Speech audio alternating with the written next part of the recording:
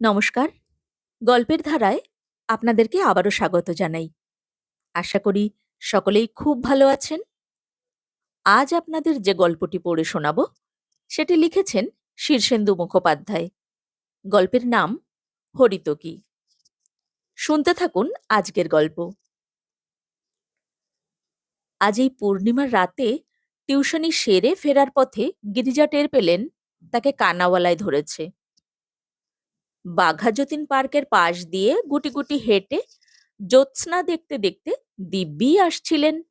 শরৎকালের ফুরফুরে হাওয়া দিচ্ছে, শীত শীত লাগছিল। কোনো বাড়ির বাগান থেকে শিউলি ফুলের গন্ধ ভেসে আসে, সেই সঙ্গে একটা ডাল ফোড়নের গন্ধওয়ালা জায়গাও পার হয়ে এলেন। খিদেটা চাগাড় দিয়ে উঠল। আবুর মা ওবেলা একটা ফুল মার্ক পাওয়া মোচাঘণ্ট রেঁধে রেখেছে, এবেলাও সেটা দেবে। সেই সঙ্গে ঘানির তেল আর কাঁচা লঙ্কা দিয়ে ডাল সেদ্ধ। ভেবে একটু তাড়াহুড়ো করে হাঁটছেন। বাঘাযতীন পার্ক পেরিয়ে ২ নম্বর ডাবগ্রামের রাস্তা পেরিয়ে আদিগন্ত জ্যোৎস্নায় ১ নম্বর ডাবগ্রামের রাস্তায় নেমে পড়তেই টের পেলেন রাস্তা চিনতে পারছেন না। জ্যোৎস্না রাতে মফস্বলের রাস্তায় ইলেকট্রিক আলো থাকে না, তা না থাকুক, ফটফটে রাস্তাঘাট সবই দেখা যাচ্ছে। আম গাছ, জাম গাছ চেনা যাচ্ছে, কিন্তু কানাওয়ালা ধরলে আর কিছু উপায় থাকে না। ১০ বার নিজের বাড়ির সদর দিয়ে হেঁটে গেলেও বাড়ি চেনা যায় না। ছেলেবেলা থেকেই এই কানাওয়ালা ভূতটা প্রায়ই ধরে গিরিজাকে। একা জুতমতো পেলেই সাপটে ধরে, খুব নাকাল করে ছেড়ে দেয়। তার উপরে গিরিজার বয়স এই ৭৩ পেরোলো। এ বয়সে অনেক কিছুই ভোঁতা মেরে যায়। মাথার মধ্যে সব সময় একটা ধন্দভাব। ডাবগ্রামের এক মাথায় সরকারি গুদাম। পিপে যদি আড়াআড়ি করে আধখানা মাটিতে পোতা যায় তবে যেমন দেখতে হয়, গুদামের চেহারা অবিকল সেই রকম। লম্বা লম্বা ঘর, টিনের ছাউনি গোল হয়ে নেমে এসেছে। সারি সারি ৪০-৫০টা গুদাম ঘরের ভিতরে রাস্তাটা ধাঁধা মেরে গেল। কাছে পিঠে লোকজনও দেখা যাচ্ছে না। রাত্রি বাজে ১০টা, চারিদিক ঝিম মেরে গেছে। গিরিজা এদিকে সেদিকে ঘুরলেন। খুব খিদে পেয়েছে, রাস্তা পাচ্ছেন না। গত ১৫ বছর এইসব রাস্তায় যাতায়াত, তবু পাচ্ছেন না। ছেলেবেলা থেকেই শুনে এসেছেন কানাওয়ালা এক কানাভূত, যাকে ধরে তাকে চেনা রাস্তায় ঘুরপাক খাওয়ায় আর আবডালে বসে হি হি করে হাসে। ভূতেদের যা স্বভাব। যৌবনকালে গিরিজা যখন বিজ্ঞান পড়তেন তখন বয়সের ধর্মে আর ভূত ভগবান মানতেন না। এই বুড়ো বয়সে আবার সেই শিশুবেলার ভয় ভীতি ফিরে এসেছে। এখন ভূতও আছে, ভগবানও আছে। গিরিজাপতি তাই কানাওয়ালাকে তাড়ানোর জন্য ডাকেন, রাম রাম রাম রাম, জয় সচ্চিদানন্দ রঘুপতি রামচন্দ্র, রাম হে, হরি হে। কোথায় কি, রাস্তাঘাট সব গুলিয়ে গেছে। প্রচণ্ড জ্যোৎস্না প্রায় রোদ্দুরের মতন উজ্জ্বল। রাস্তায় নুড়ি পাথরটার পর্যন্ত ছায়া পড়েছে। গুদাম ঘরগুলোর টিনের ছাউনিতে খটখটাং করে শব্দ হয় মাঝে মাঝে। সে ভূতের ঢিল নয়, তিনি জানেন সারা দিনে তেতে থাকা টিন রাতের ঠান্ডায় একটু একটু করে সংকুচিত হয়ে আসে, তাই এ শব্দ। জেনেও কিন্তু মন মানে না। চমকে উঠে ভাবেন, ভূতের ঢিল নয় তো বাবা? হ্যাঁ? যে বাড়িতে টিউশনি করেন সেই বাড়ির কর্তা ভবেশ রায় নিজেকে বুড়ো মানুষ ভাবেন। বয়স কিছু না, মোটে ৬২। বিরাট অবস্থা, গোটা ২ চা বাগানের বেশিরভাগ শেয়ার, গোটা ৬ লরি, বিধান মার্কেটে ফ্যান্সি দোকান। সুখী মানুষ। প্রায়ই এসে মেয়ের পড়ার ঘরে বসে গিরিজার সঙ্গে আড্ডা দেন। কিন্তু গিরিজার সঙ্গে ভবেশের মতের মিল হয় না। ভবেশ বলেন বুড়ো বয়সে খাওয়া কমানো উচিত। তাই ভবেশ রায় নিজেও কম খান। একটা মধুপর্কের বাটির মাপের 1 বাটি ভাত একবেলা, সকাল বিকেল 1 চিমটি করে ছানা, রাতে গোনা 2খানা রুটি। এই খেয়ে নাকি খুব শক্ত আছেন ভবেশ। গিরিজার সেটা ভাবতেই কষ্ট হয়। অত কম খেয়ে বাঁচে নাকি লোকে? তার নিজের তো অনন্ত খিদে।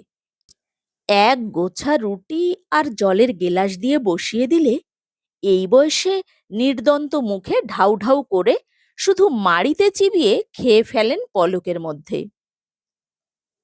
তবে কি গরিবদেরই খিদে পায় বেশি? আজ রাতে ভাত হবে। শালবাড়ির দিকে বিঘে চারেক জমি আছে, বর্গায় চাষ করে। সেখান থেকে পরশুদিনই 1/2 মণ চাল দিয়ে গেছে ভালো মানুষ বর্গাদার। কদিন রাতের খাওয়াটা বেশ হচ্ছে। ফোঁটা ভাতের গন্ধ পাচ্ছেন যেন গিরিজা। কিন্তু কোথায় ভাত? কেবল অকাজের জ্যোৎস্না চারিদিকে। আবুর কাজ বলতে দুটো, কালী সাধনা আর বকবক। কালী সাধনা অবশ্য তার নিজের খেয়াল খুশি মতোই করে।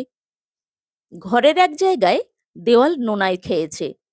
সেই দাগ ধরা জায়গাটার দিকে চেয়ে সারা দিন একটু কুঁজো হয়ে দাঁড়িয়ে সে রামপ্রসাদী থেকে যাবতীয় শ্যামাসঙ্গীত সম্পূর্ণ বেসুরে গায়। সাধনার শেষ দিকটায় কালী নামটা আর পুরো উচ্চারণ করতে পারে না, কেবল বলে কাহ কা কা কাহ কা কা। সে স্নান করে না। স্নানের বদলে সে রোজ সকাল বিকেল 1/2 কলসি করে জল খায়। সেটা নাকি অন্তঃস্নান। দেহের সব ময়লা ওই জলের ঠেলায় ঘামের সঙ্গে বেরিয়ে যায়। তখন গামছা দিয়ে গা মুছলেই স্নান হয়ে গেল। মাথার চুল জটা হয়ে পিছন দিকে মৌচাকের মতন ঝুলে থাকে। ওদিকে কপালের ওপর দিকটায় টাক পড়ে যাচ্ছে। উকুনের চুলকানিতেও নখের ডগায় চুল উঠে আসে।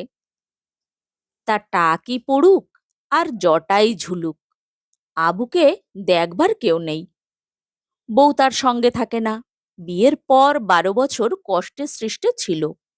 তারপর বাপের বাড়ি চলে গেছে। কোথায় একটা চাকরি বাকরি করে। মাস পয়লা আবার আবুর কাছ থেকেও কিছু আদায় করে নিয়ে যায়। আবু পেশকারি করে। সাধু সন্ত মানুষ বলে তার রোজগার বেশি নয়। ইদানিং তাকে হরিতকিতে পেয়েছে। কেরোসিনওয়ালা রামু বাড়ি বাড়ি ঘুরে সাইকেলওয়ালা গাড়িতে কেরোসিন বেচে। রামু বলে তার বয়স নাকি 90। ইয়া স্বাস্থ্য যুবকদের চেয়েও বেশি শক্তি। আবুর আবার সকলের সঙ্গেই ভাব। সারা দিন বকবক করতে হলে লোক বাছাবাছি চলে না। প্রতিদিনই সে কিছু না কিছু অপরিচিত লোককে আপন করে ফেলে। রামুর সঙ্গে তার ভাব অবশ্য দীর্ঘকালের। দিন সাতেক আগে রামু তাকে কয়েকটা অদ্ভুত জিনিস খেতে দিয়েছিল। কচি কচি হরিতকি, বালিতে ভাজা, ভারী ভালো খেতে। ভাজা হরিতকি খেয়ে আবু তো মোহিত হয়ে গেল। রামু বলে, হারা খেয়ে এই 90 বরিশ উমারে আমার এত তাকাত। কোনো জ্ঞানী ফেলনা নয়। সেই থেকে আবু হরিতকির পিছনে লেগেছে। গত 7 দিন মানুষ হরিতকির জীবন যৌবন দায়িনী ক্ষমতার কথা শুনতে শুনতে পাগল হয়ে গেল। তবু আবুর ক্লান্তি নেই। বিধান মার্কেট আর পুরনো বাজার ঘুরে সে ইতিমধ্যে প্রায় 3 কিলো হরিতকি এনে ফেলেছে। জামার 2 পকেট ভর্তি হরিতকি নিয়ে ঘোরে, যাকে তাকে ধরে ধরে খাওয়ায়।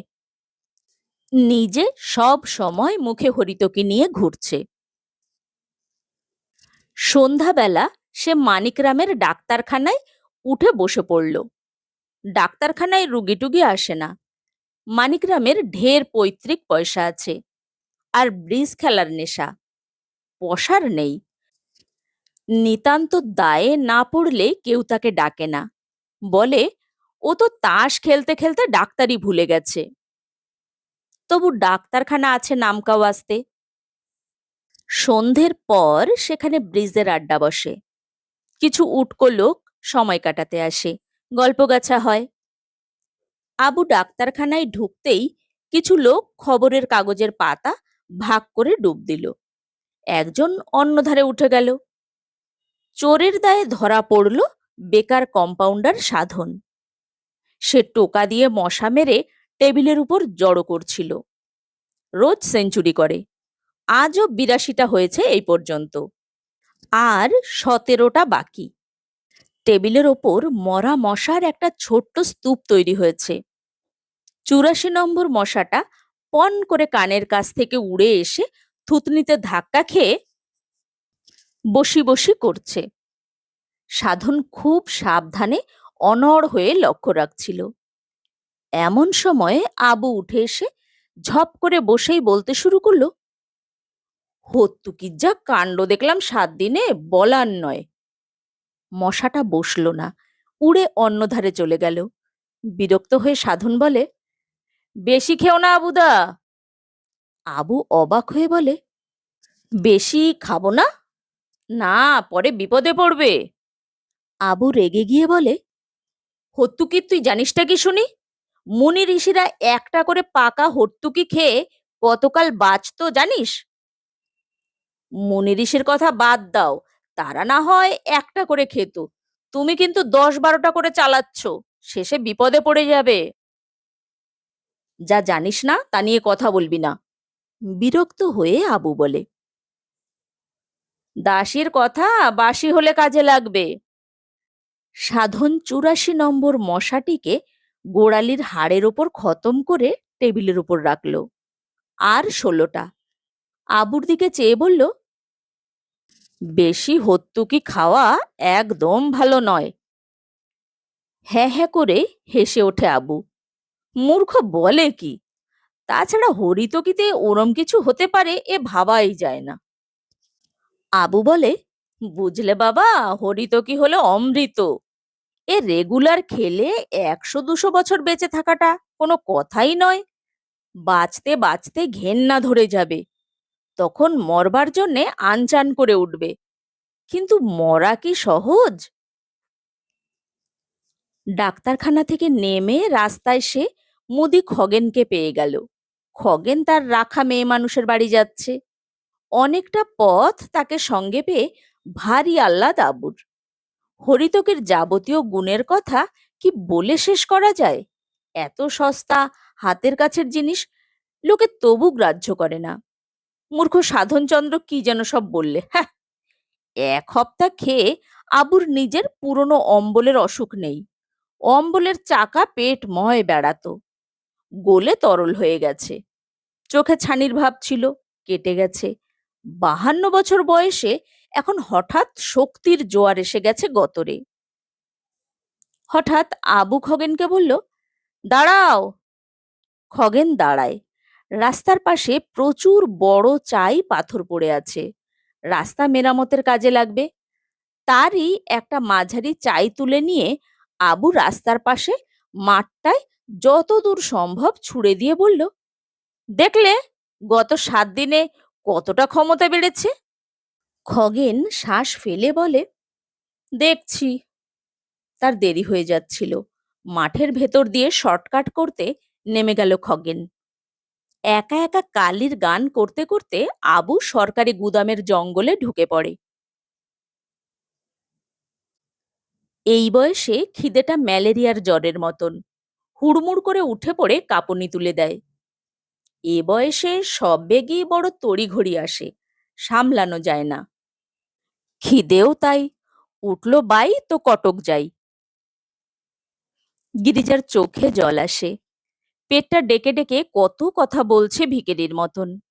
সোজা হয়ে দাঁড়ানো যাচ্ছে না, কোলকুজো হয়ে কোনো ক্রমে সেটার সামালও দেওয়া যাচ্ছে না। রাস্তাঘাট সব জ্যোৎস্নায় ডুবিয়ে মায়াবী রং করে রেখেছে।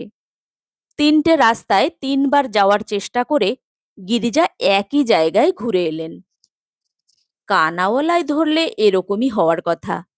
চেনা রাস্তায় ১০ বার ঘুরলেও দিগ্ভ্রম হবে। নিজের বাসার সদর দিয়ে গেলেও চেনা যাবে না। বয়স ৭৩। এই বয়সেই ভূতেরা এসে ধরে। জয়রাম জয়রাম জয় রঘুপতি, গিরিজা বিড়বিড় করে বলতে থাকে। ঠঙাত করে একটা শব্দ হয়। টিনের চালে কে একটা মস্ত ঢিল মারল। এই টিনের শব্দ বলে ভুল হওয়ার নয়, বাস্তবিকই ঢিল। টিনের চাল থেকে ছিটকে সামনের রাস্তায় পড়ে ব্যাঙবাজির খাপড়ার মতন লাফিয়ে গিয়ে ঘাসের জঙ্গলে পড়ল। স্পষ্ট দেখা, চোখে এখনো বেশ দেখেন গিরিজা। ঢিলটা পড়তেই তার স্বরে রাম নাম করতে করতে একটা গুদাম ঘরের দেওয়াল ঘেঁষে দাঁড়িয়ে পড়েন। বেহায়া ভূত! বুড়ো মানুষকে নিয়ে এ কি কাণ্ড বাবা! সব জায়গাতেই বুড়ো ধুড়ো দেখলে সকলের রসের ভাড়ে তুফান জাগে। রাস্তাঘাটে চ্যাংড়ারা কত পেছুতে লাগে, বাজারের দোকানিরা দাদু দাদু বলে রঙ্গ করে, তো ভূতও বাকি থাকে কেন? এখন হিম পড়ে বলে ছাতাটা নিয়েই বেরোন। রাতের বেলা টিউশনি সেরে ছাতা মাথায় ফিরে আসেন, তো লোকে পেছুতে লাগে। বৃষ্টি বাদলা বা রোদ না হলে ছাতার মর্ম ওরা বুঝবে কি? বুড়ো হোক, আগে সব বেটা বুড়ো হোক, তখন বুঝবে। ছাতাটা ফেলে এসেছেন ছাত্রীর বাড়িতে। আর একটা ঢিল গদাম করে পড়ল কাছে পিঠেই, কোনো গুদামের চালে। ঢিল নয়, এখন আধলা কিংবা থানিট ছুটছে। একটা দুটো চৌকিদার এখানে ঘোরাফেরা করে রোজ, তাদেরও কাউকে দেখা যাচ্ছে না।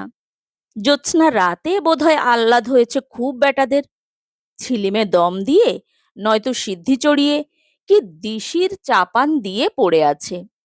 সরকারি গোয়ালে আর কি ধোয়া দেবে? আছেন শুধু রামচন্দ্র, বুকের মাঝখানে, কিন্তু তবু বুকটা বড় কাঁপছে। খিদেটা পেটের মধ্যে খেকি কুকুরের মতন ঘেউ ঘেউ করে ধমকাচ্ছে তাকে। ছাতাটা হাতে থাকলে একটু সাহস পেতেন। ভূত প্রেত যাই হোক, ছাতা লাঠি কিছু হাতে থাকলে যেন একটু জোর বল পাওয়া যায়। ওরা অবশ্য ছাতা কাল ফেরত দেবে, তবু তার ছেলে আবুটা মানুষ নয়। বউ বিপদ বুঝে ছেলে পুলে নিয়ে পিটটান দিয়েছে, সারাদিন মাথা মুন্ডু করে বেড়ায়। যৌবন বয়সে মিলিটারিতে গিয়েছিল মণিপুর ফ্রন্টে। সেখান থেকে ফিরে ওকে কালিতে পেল। ঘুমের মধ্যে বুবি ট্র্যাপ, বুবি ট্র্যাপ বলে চেঁচিয়ে উঠত। তারপর নানা ঘাটের জল খেয়ে এখন পেশকার। ছেলেবেলা থেকেই শুনে এসেছেন পেশকারই সোনার চাকরি। পেশকারের মা বেনারসি পরে পায়খানায় যায়, তেল দিয়ে আচায়। কোথায় কি, আবু মাস মাইনের অর্ধেক তার খন্ডার বউয়ের হাতে তুলে দিয়ে আসে। সেই বউ মাইনের তারিখে কোর্টের দরজায় মোতায়েন থাকে। উপরিও পায় না কিংবা নেয় না, অপদার্থ, ভ্যাগাবন্ড। ভাববেন তার জোকি, ভূতটার আজ রস উছলে পড়ছে। দমাদম ঢিল মারছে এদিকে সেদিকে। ছাতাটা থাকলে কতকটা রক্ষে হতো। কখন কোনটা মাথায় এসে পড়ে, রাম রাম! যৌবন বয়সে ভূতকে মানেননি বলে আজ সেই পাপের প্রায়শ্চিত্ত করতে দুটো কান ধরে বললেন, ঘাট হয়েছে বাবা, আর অমন করব না, তোমাদের গড় করি। ভালো করে নিজের কান মললেন, কাঁদলেনও একটু। বলেন, রাস্তাটা চিনিয়ে দাও বাবা সকল, জ্যোৎস্না একটু ঘুরিয়ে ফেলো, চোখ ধা দিয়ে যায় বাবা। খিদের টানে শরীর হজম হয়ে যাচ্ছে। ওই বুঝি চৌকিদারের হুঁশ হলো এতক্ষণে। কন হ্যায় রে বলে অশ্রাব্য খিস্তি দিল একটা। তারপর লাঠি ঠুকবার আওয়াজ। কে যেন চেঁচিয়ে বলল, ও ভাগ রাহা, এ রামরিক ভাই, পাকড়ো পাকড়ো। খুব চেল্লাচিল্লি আর দৌড়াদৌড়ি লেগে গেল। আশেপাশেই হচ্ছে, গুদাম ঘরগুলোর জন্য দেখা যাচ্ছে না, কিন্তু খুব একটা গোলমাল পাকিয়ে উঠল। ভারী ভারী জুতোর শব্দ হচ্ছে রাস্তায়, ধূপ ধাপ মাটি চমকাচ্ছে। একটু নিশ্চিন্ত হন গিরিজা। লোকজন দেখলে ভূত তফাৎ যায়, কিন্তু রাস্তা বেভুল করা কানাওয়ালা যে এখনো ছাড়েনি। কোন দিকটায় যাবেন ঠিক ঠাওর পাচ্ছেন না, তবু গুটি গুটি রওনা দিলেন। দেখা যাক। বাপ রে, কালো মতন কি একটা ধেয়ে এলো। জ্যোৎস্নার মধ্যে একটা করাল চেহারা, আকাশের দিকে হাত তোলা, চুল উঠছে আর হা হা অট্টহাসি। কেঁদে কোকিয়ে উঠে বসে পড়েন গিরিজা। অস্ফুট গলায় বলতে থাকেন, রাম রাম রাম রাম রাম রাম। ভূতটা থমকে দাঁড়ায়, বলে, কে রে, রাম নাম করিস? গিরিজা সভয়ে বলেন, বুড়ো মানুষ বাবা, মাপ করে দাও। কালীর নাম কর, কালীর নাম কর, কালীর নামে জগৎ উদ্ধার। আরে, বাবা নাকি? গিরিজা শ্বাস ফেলে উঠে দাঁড়ান। ছাতাটা ফেলে এসেছেন বলে খুব দুঃখ হচ্ছে। হাতে থাকলে দামড়াটাকে ঘা কতক দিতেন। ভয়ঙ্কর রেগে গিয়ে বললেন, তুই কোত্থেকে, হ্যাঁ? আবু ঝপ করে বাপের হাতটা চেপে ধরে বলে, দৌড়ো, চৌকিদাররা টের পেয়ে গেছে। কি টের পেয়েছে? পরে বলছি, দৌড়তে না পারো জোর কদমে হাঁটো, না হোক এসে হামলা করবে। কিছু করেছিস নাকি? বাপের হাত ধরে গুদাম ঘরের ছায়ায় ছায়ায় গা ঢাকা দিয়ে জোর হাঁটে আবু। বাবাকে প্রায় হিচড়ে নিয়ে যায়। হাসতে হাসতে বলে, আরে না, কয়েকটা ঢিল ছুটছিলাম। গিরিজা অবাক হয়ে বলেন, ঢিল ছুটছিলি? আজকে নষ্টচন্দ্র? আরে না, বলে খুব হাসে আবু। তবে কি শেয়াল? আরে না, ওরা হত্যুকের গুণ মানতে চায় না। গত 7 দিন ধরে খেয়ে আমি বুঝতে পেরেছি হত্যুকের মতন জিনিস হয় না। যৌবন ফিরে আসে, দেখবে। গুদাম পার হয়ে মাঠের মধ্যেকার পথ পেয়ে গেছে তারা। আবু একটা মস্ত ঢেলা কোত্থেকে কুড়িয়ে নিয়ে আচমকা চাঁদের দিকে ছুড়ল। সেটা খানিক উঠেই ধপ করে পড়ল। দেখলে? আবু জিজ্ঞাসা করে। হুম, হ্যাঁ হ্যাঁ, খুব ক্ষমতা বেড়ে যায়। চৌকিদার বেটারা ধরতে পারতো নাকি আমাকে? এমন দৌড় দিয়েছিলাম না। কি যে দম পাই এখন বাবা, মনে হয় এক নাগাড়ে 10-20 ক্রোশ দৌড়তে পারি। হত্যুকিতে সব হয়। গিরিজা নিশ্চিন্তে হাঁটছেন। পাগল হোক, ছাগল হোক, তবু তো ছেলে। ঠিক সময়টায় গিয়ে ওই ভুতুড়ে গোলকধাঁধা থেকে হাত ধরে টেনে এনেছে। ভগবান এখনো আছেন।